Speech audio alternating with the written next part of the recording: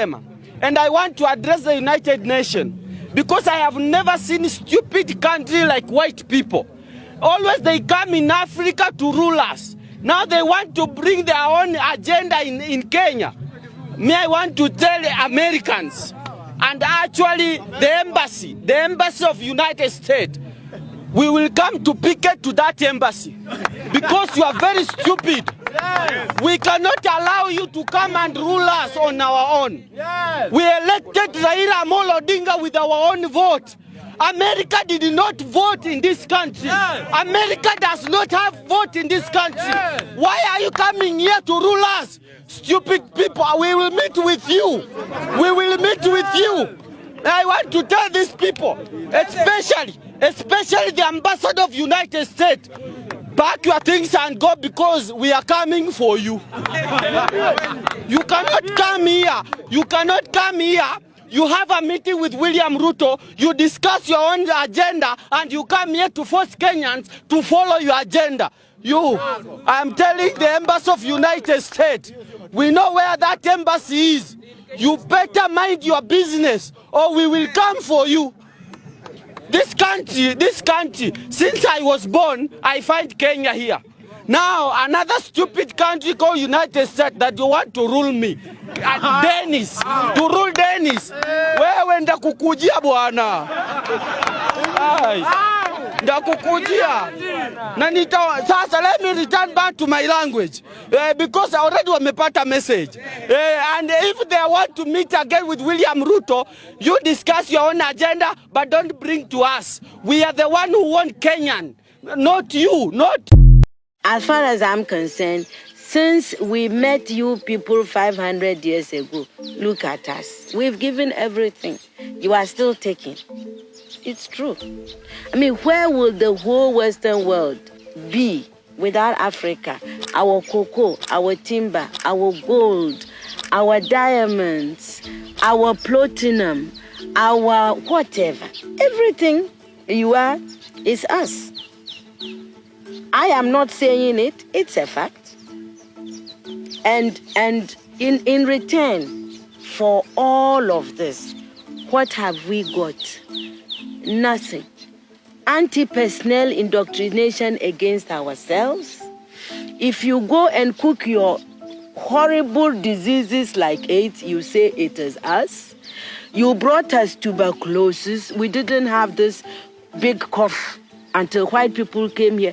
In exchange for Africa giving Europe 500 solid years of our people, I mean not Europe, the Western world, of our human beings to work your canes, to dig your gold, to take in gold itself, diamond, I mean, you know, fish, peanuts, palm oil, everything. In exchange for that, we have got nothing. Nothing. And you know it. Nothing. And you look upon, you know, white folks look upon us like monkeys. It is true. It's in your literature. Some of your best thinkers have said this about us. Have you heard of all these Germans? Have you heard? Okay. Yes. They said, Lord Burton, people like that, they said, we don't even have the brain of animals. That's what we've got from you people. But don't you think that this is over now? Over where? Is it over?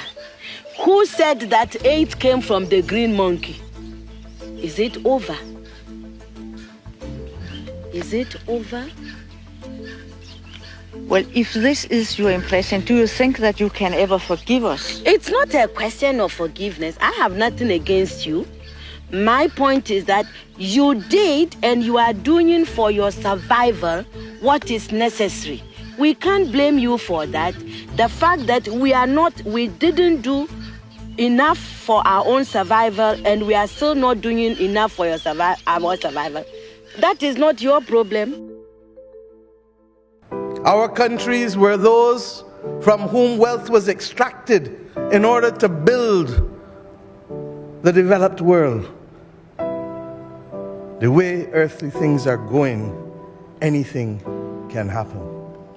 Mr. Secretary, there is so much trouble in the world. Excellencies, there is so much trouble in the world. Heads of government, there is so much trouble in the world. Heads of state, there is so much trouble in the world. I've chosen the language of Bob Marley this morning, not because I'm an apostle of Bob, as you probably have realized by now, but also because he reminds us of the day-to-day reality of our people and of our citizens.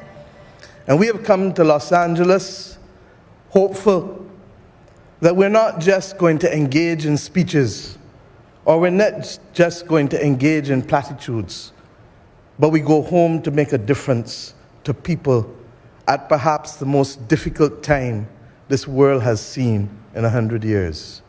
We have 3 global crises, and any one is sufficient to bring us down. The climate crisis hurts from you here in California in fires, to us in the Caribbean through the heart attack of hurricanes, and the chronic NCDs of water crises and droughts, or floods, depending on where you go. We fight the pandemic. And even as we talk about the pandemic, we need to start to qualify it, because we fight the COVID pandemic without realizing that the slow onset pandemic of antimicrobial resistance is already upon us, being fueled further by how we farm, how we treat each other with the abuse of antibiotics, and how we literally allow those things to flow into our environment and contaminate our water system. And as if that was not enough, we now fight the prices of food and fuel and fertilizer, knowing full well that the only destination thereafter is going to be a debt crisis and an economic crisis if we do not intervene to break the slide. My friends, how much more evidence do we need? You see men sailing on their ego trip, blast off on their spaceship, million miles from reality. No care for you, no care for me. If I could have sung it, you would have joined me. But I don't need you to join me in the words of this song. I need you to join us in the chorus of action that our people need, not want. Our people need immediate intervention. 6-week crops and 12-week crops is what is going to feed our people. We need to be able to shield them from the price of fertilizer that is making their efforts almost impossible. We need equally to recognize, as you heard Prime Minister Brown and Prime Minister Davis say already this morning, that the debt crisis is already among many developing countries. We simply do not have the fiscal space to respond to crises not spawned by ourselves, but spawned by others. And we are facing a double jeopardy. Our countries were those from whom wealth was extracted in order to build the developed world. Our countries were left at independence with no compact, no money to finance basic rights of housing and healthcare and education. And when we fought to do it, now we find ourselves having those efforts crowded out, literally, by our inability to be able to face and find the money because we are using it to recover from climate crises, not of our own making. Where does the double jeopardy come? That it is the very industrial revolution that the blood, sweat, and tears of our ancestors financed that is now causing us not to be able to respond to the needs of our people in the most basic of ways that humanity requires.